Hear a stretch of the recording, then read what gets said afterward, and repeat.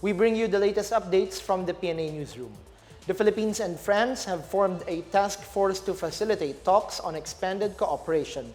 This following the telephone conversation and the meeting between President Ferdinand Marcos Jr. and French President Emmanuel Macron on the sidelines of the United Nations General Assembly in New York last month.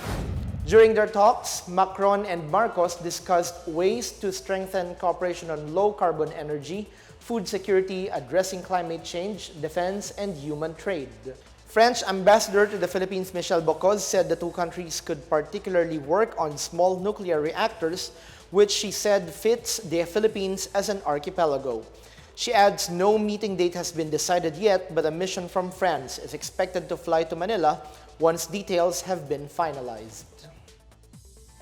They may have grown old and at a certain point in their lives abandoned, but through the graces of various individuals who came into their lives, including those working in the national government, they found a home and people who have become their family. And to show love and care for the elderly, the News and Information Bureau, or NIB, with the Philippine News Agency under its wings, reached out to them to let them know they are not forgotten. For many, home is not a place, but a feeling of warmth, love, and acceptance.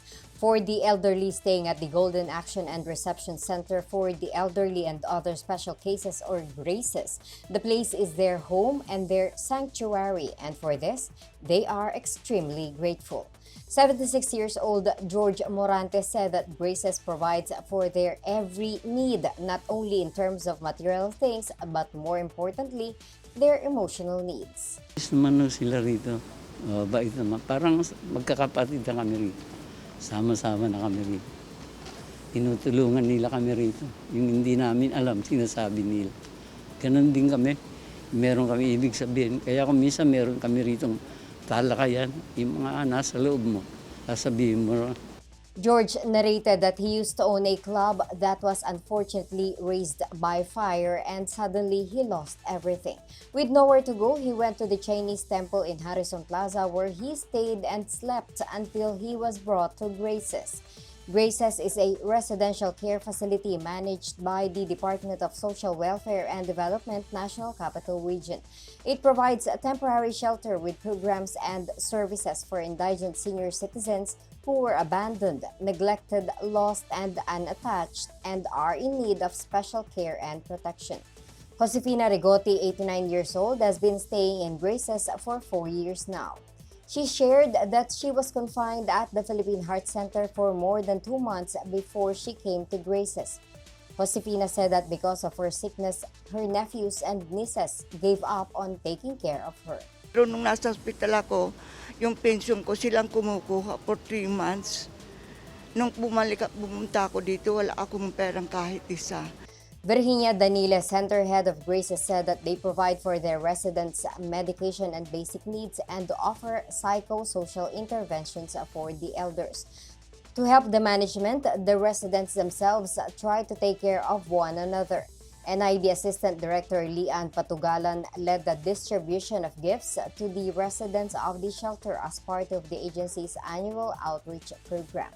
More than being an outreach activity, Patugalan said that this is also to help ensure the welfare of the abandoned and neglected elderly and show them that they too deserves love.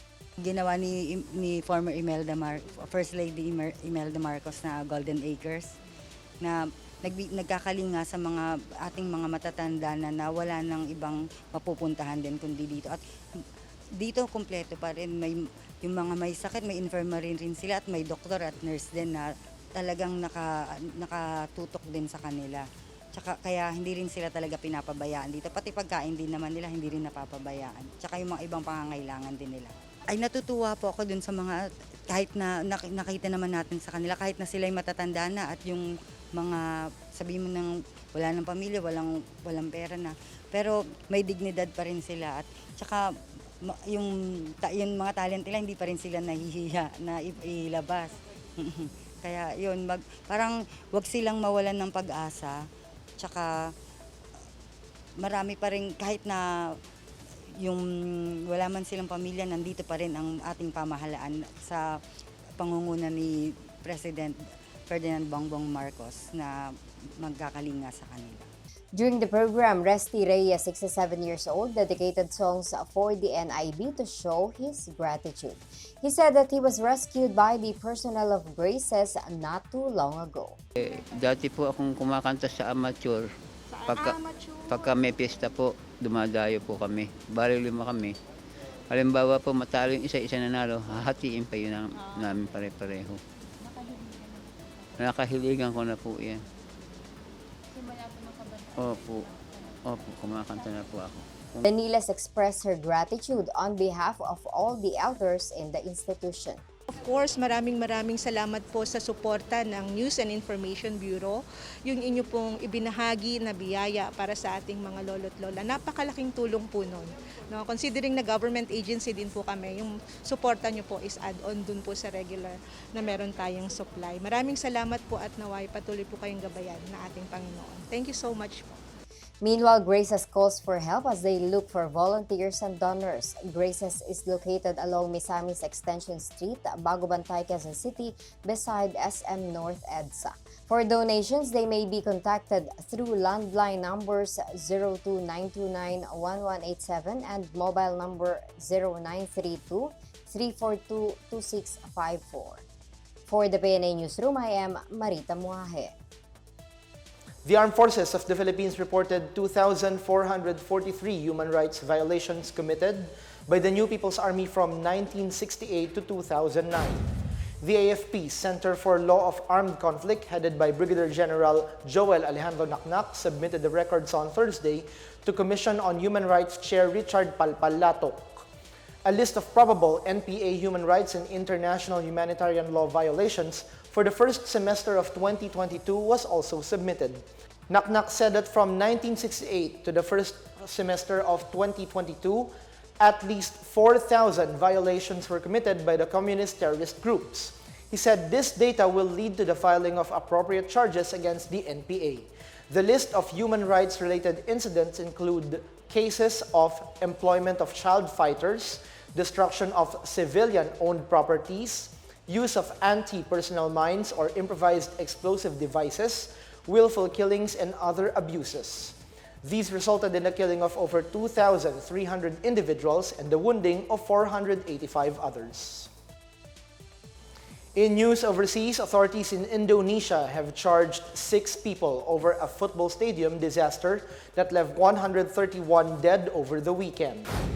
The 6 people include 3 police officers and 3 people responsible for the match and its security, including the head of Arima FC's organizing committee and a security officer. 2 of the cops ordered to fire tear gas, while the 3rd did not stop their colleagues despite regulations prohibiting the use of crowd control gas. The Indonesian Football Association earlier banned the Arima FC organizing committee chief and the security officer from football for life. The incident started when fans of Arima FC tried to approach players after they lost to Persebaya Surabaya on Saturday evening. Officers reacted by firing tear gas into the stands that led to a stampede, leaving many trampled or suffocating to death. Witnesses also accused police of responding with force and refusing to help victims. That's the latest and biggest stories from the PNA Newsroom. For more news content, visit our webpage or head on to the Philippine News Agency's Facebook and Twitter accounts. We're also shown on the social media pages of the Office of the Press Secretary and Radyo Pilipinas RP1. Stay tuned for more news updates. I'm Bench Bondok. We tell stories that inspire change.